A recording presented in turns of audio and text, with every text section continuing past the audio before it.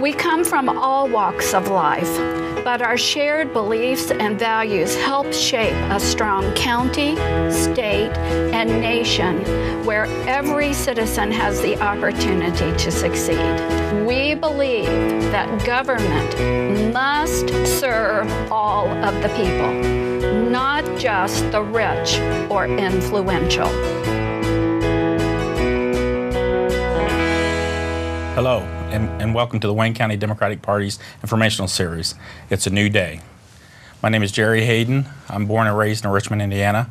I'm the current chairman of the Wayne County Democratic Party. I'm married and I have 3 children. My kids go to Centerville School. I attended Richmond High School and I played sports. I've served on many boards in Wayne County, and I'm really proud to be the chairman. I'm Karen Chasteen, and I am the vice chair of the Wayne County Democrats. I've been involved with the Democratic Party since 1962 when I was in high school. My teacher made me go to the polls and watch it, whatever they did. I've been on lots of boards in the community. I have in Kiwanis and Salvation Army, but also the Park Board and some other things with the city, and I'm currently the city clerk and have been for the past 11 years. So that's my history. And as you can see with our logo, it's a new day, and our logo is a rooster. The rooster started back at 1840. It is the first one that the Democratic Party had, and we're going to have a gentleman tell you a little bit of that history.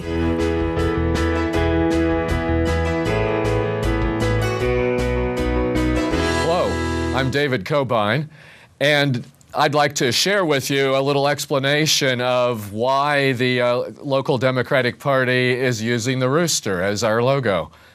Why do our local Democrats prefer a rooster to the traditional Democratic donkey? Well, there's a story to tell which explains why the rooster is important to Democrats. Here's the story. Long ago, in 1840 actually, the Honorable Joseph Chapman was the Democratic candidate for representative in the Indiana State Legislature. Indiana was a new state in the Union. During the campaign, Chapman seemed to be growing despondent, on the verge of giving up and giving in. So the editor of the Democratic newspaper that was published in Indianapolis, that very editor wrote a letter addressed to the postmaster at Greenfield, Indiana. In that letter, he encouraged candidate Chapman in the contest and said to tell Chapman to crow. Well, at this point, think about a rooster crowing. Well, they say that this campaign was the greatest that had ever occurred in the state of Indiana. Supporters of the Whig candidate for president, General William Henry Harrison, styled Harrison the log cabin and hard cider candidate. That catchy slogan created a desire among Indiana Democrats for a similar cry. So, when the phrase "Crow, Chapman, crow" was introduced, they seized it and adopted it. They adopted the characteristic fowl, the rooster, for their emblem. 1840, greatest campaign ever, and the rooster was the emblem of the fledgling Democrats in Indiana.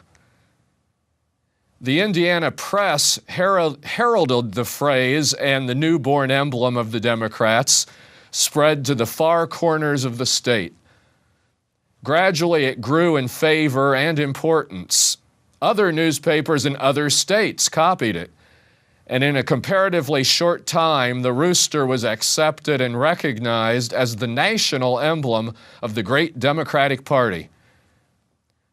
So we say it is only right and just that the rooster has come back to Wayne County to stand for its loyal Democratic Party. Our local Democrats are crowing and are also welcoming all to the party that fights for democracy and middle-class values right here in our home county. Crow, rooster, crow.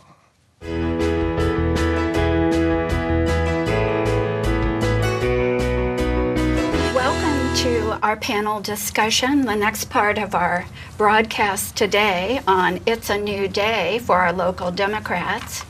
My name is Karen Montgomery, and I am a resident of Richmond, Indiana. I've been on the Parks and Recreation Board for 20 years, first appointed by a Republican, Dennis Andrews. I'm the president of the Parks Board this year, and I'm also involving myself actively in the Cardinal Greenway organization, and in May I'm joining SPUR, the Society for the Preservation and Utilization of Resources. I've been active in many organizations for a long time, but I'm a brand new active member to our local Democratic Party. And with me today is a panel, and we're going to express to you our passions for why we are becoming active members in our local party. So Karen Montgomery and our panel.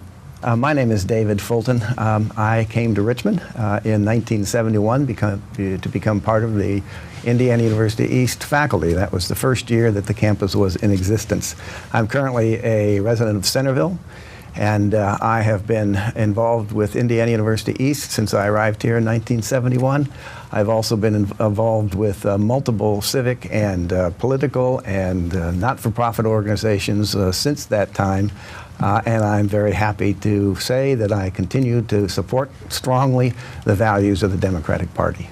I'm Jane Telfair Stowe. I grew up here in Wayne County between Richmond and Centerville. My father taught at Earlham, and our family lived on a farm and grew much of our own food and sold Christmas trees and sweet corn. I became an elementary teacher, and later I got my master's degree in educational psychology. There were no jobs at that point in school counseling, so I became a preschool teacher and trained in conflict resolution and worked on writing. And then we moved to Carbondale, Illinois, where our son was born.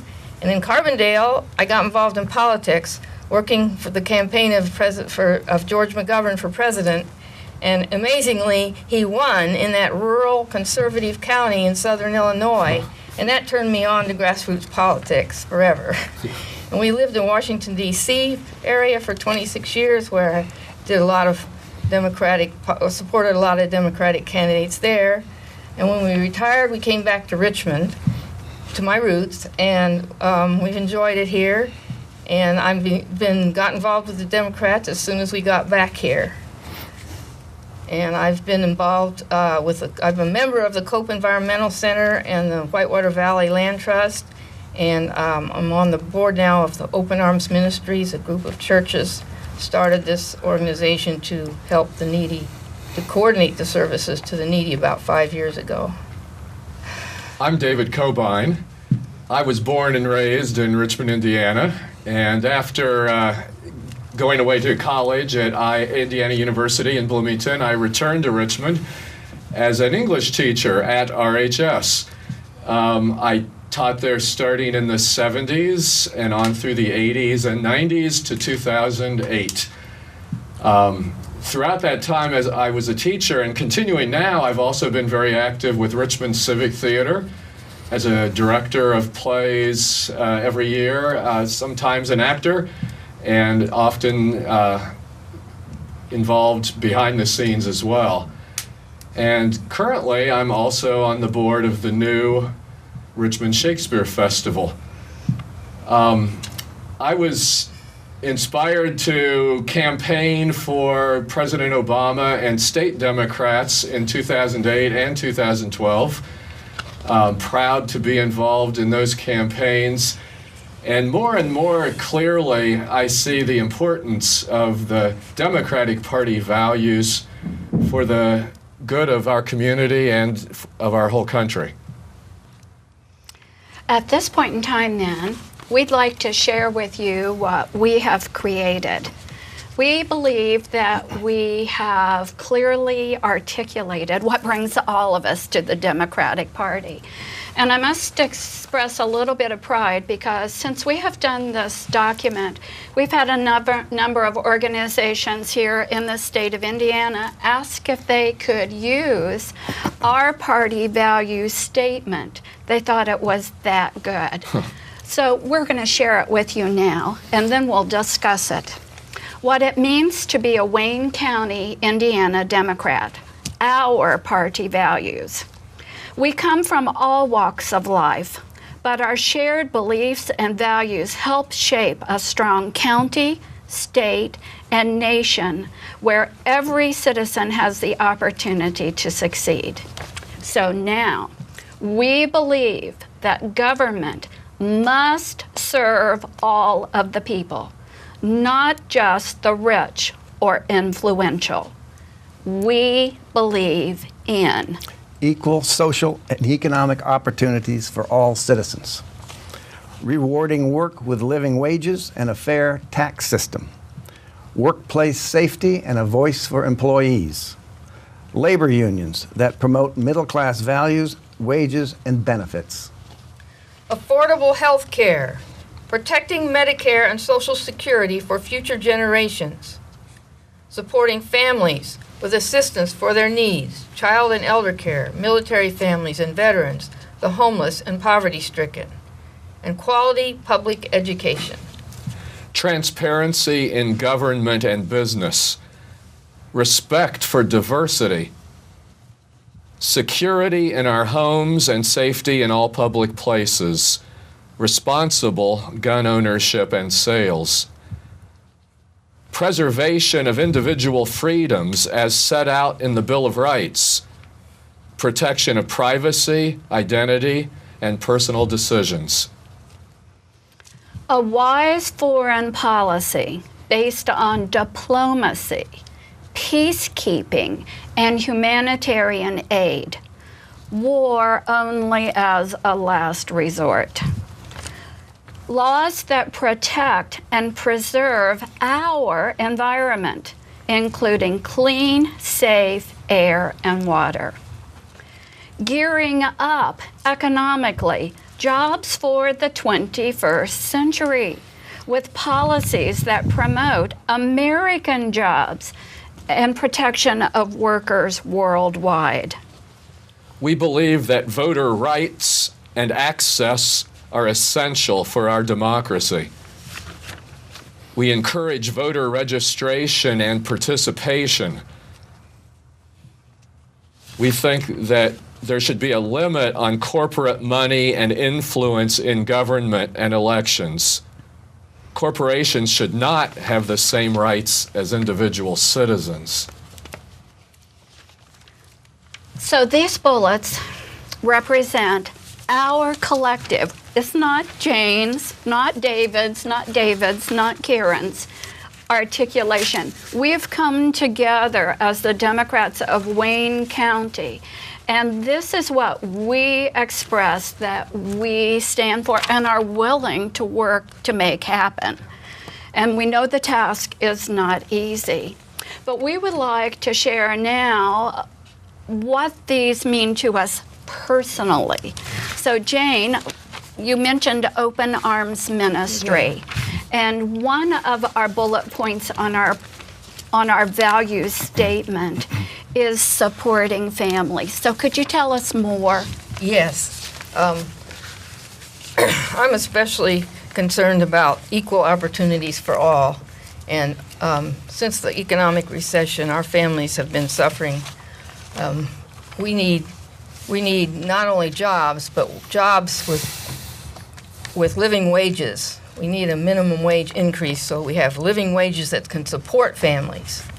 We also need a fair tax system, and we also need to support services for families in poverty and many in the middle class who are slipping into poverty for the first time. In my work with Open Arms Ministries, I've learned that ever since they started about 5 years ago, and since then, the needs have just kept increasing and, in fact, have almost doubled. And for the more and more, they are seeing couples, not just single parents, but couples coming who are in need. And this is for rent help or utilities help, medical help, lots of needs. And one thing that Open Arms got involved with, the United Way Charity Tracker, and they did research that showed that only 1 or 2% of all the people coming for help are people that try to game the system. And so, you know, this is, in terms of our taxes. This is a worthwhile use for our taxes to support these services, because if we don't, later on we're going to need more taxes for things like emergency health care, drug addiction, and prisons. So I really feel strongly about supporting these needs that will help support our middle-class families and help bring more people and businesses to Wayne County when they see how strong our middle class has become. You know, I think this is one big difference between the Democratic Party and the other party, that the Democratic Party has the outlook that we're all in this together, that we are a community, where the other party seems to think it's everyone for himself. Get what you can and forget about others. And this area, I think, very much highlights a value of our party. That we believe in freedom and capitalism, but also community, that the things go together, not just wild, unbridled, greed. Some people start life with a disadvantage. Other people run into problems along the way, and by helping lift people up, as a community, as a government of the people, community providing help for folks, it's in the national interest, right? It helps people rise up to be strong citizens and good workers and good parents and contributors. I think in a lot of ways you're talking about the role of government. And I think that's a very strong distinction between us and, as you say, the other party. Ever since Reagan, the position of the Republicans has been that government is the problem, and government has to be reduced, and government has to be changing its role in society. Well, Democrats believe that government has a very positive role, and a positive role to address the issues that you guys have been talking about. And in fact, I think we would agree that without government and involvement and leadership, those problems will not be solved.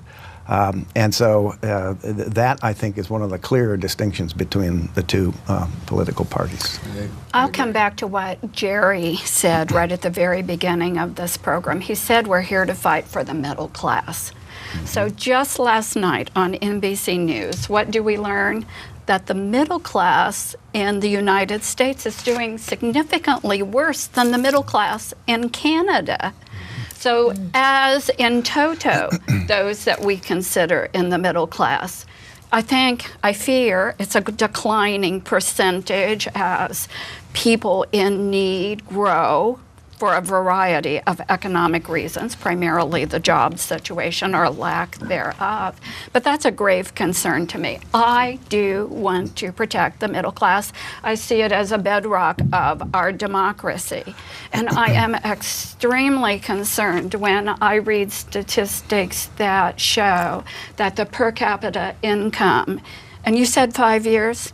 In the last 5 years in Indiana has dropped $3,000 and $5,000, the average per capita income.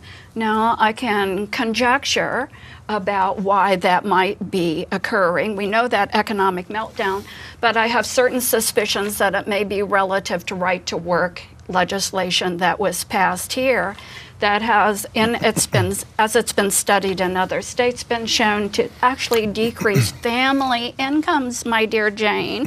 Decrease family incomes, increasing needs. So I'm sensing that we are willing to fight for justice when it comes to what we call living wages. Well, sure, and that helps the economy itself. If you have families making wages that enables them to go out and buy products, be consumers and pay taxes. And pay taxes. I mean, Henry Ford even famously realized he needed to pay his workers enough that they could go out and buy a Model T Ford, right? Perfect that they example. could afford one. And of course, the minimum wage hasn't been raised in many years and is way behind in providing a minimum income for people. Another detail related to that is I just found 2/3 of minimum wage workers also are women, and so especially affects, or it disproportionately affects, women workers. Another reason to address the problem as well. The social safety net, which has been talked about forever, is more or less a result of the Depression. And if you think back, and some of us are old enough, at least so that I speak remember for my yourself, parents talking David. about it, before the 20s, but certainly before the Depression, there was a very small middle class. The middle class evolved and developed after World War II, and that's where the role of government was so powerful, not only in terms of winning the war and beating the Depression, but then in helping the returning soldiers and their families regroup and establish themselves in the society. That's where the middle class came from, supported and abetted by the labor unions that were working hard. And so that was the economy that existed and developed after World War II, but in the last 30 years or so, that has all been trending backwards. And we talk about That's a kind way of putting well, it. stagnant. Trending negatively. Absolutely. Stagnant income levels for the lower classes, the middle classes. And meanwhile, the wealth of the country is being funneled more and more to the well-to-do, the 1%. I saw a statistic just today that 0.01% increase in the national wealth was about 367%, whereas for the lower 80%, it is relatively stagnant. So those kinds of statistics just blow your mind. Oh, that is tremendous. But what Jane's giving testimony to is it's not stagnant. It's more families struggling to put a roof over their head and food on their table, and wages that not even keeping up with inflation. They're actually decreasing. And I talked to a young lady last night, our waitress, who had been working 3 jobs, now working only 2. And that is not uncommon. That's right. Limited to 29 hours at one job and doing her very, very best to survive in this economy. We used to talk about having a family structure where the man worked and earned enough money to support a family. Now it's 2 parents need to work in order to support a family. Those are the kinds of circumstances people are facing. Well, I think the statistic you just cited about the top 0.1% increasing their wealth 367%. So their percentage of the wealth. A percentage of the wealth. If we look at that, I think we would agree that there's growing inequality. I think so. That as we see fair taxes, that those who are the extremely rich are not paying. Can I change the subject? You may. I'm the moderator, I know, but you may change the subject. I'm insisting. Well, I just wanted to add the gap between rich and poor in terms of employers and employees is just increasing phenomenally. Jane tells me I can't change the subject. Employers pay hundreds of times more than get paid hundreds of times more than their employees. Okay, that's all. About that. I wanted to bring up the question of civil and human rights and political rights, which the Democratic Party has strongly supported for at least more than the last half century. And I want to make sure everybody understands that those rights that the Democratic Party supports are not conceived of as absolute rights. Everybody's rights must be exercised responsibly. Rights need to be balanced by responsible use of those rights in terms of their impact on ourselves and on others. So I'd like to say that my right to own a gun, for example, has to be balanced by my responsibility to ensure that that gun is of no danger or threat to others. And I feel that our laws are not reinforcing that personal responsibility, and they're not supporting the requirement, effectively, that people ensure that their guns are not a threat to other people. And that's where I think we would agree that the gun laws need to be strengthened on that. Violence is characteristic of this country right now. We see it in our own hometown with gun battles on the streets of Richmond, which is stunning to me. But lethal violence in our society is not going to be reduced until the tools of that violence are brought under better regulation. So Better control. that's my position, and I hope it's the Democratic for it. position on issues related to guns and the Second Amendment rights. So I see some we passion finished? here. We're willing to work for what we have expressed, and we Very see much. that one vehicle for doing that locally is our Democratic Party. Very much. Thank So thank you, David. Thank you. Thank you, Jane. Thank you. Thank you, David.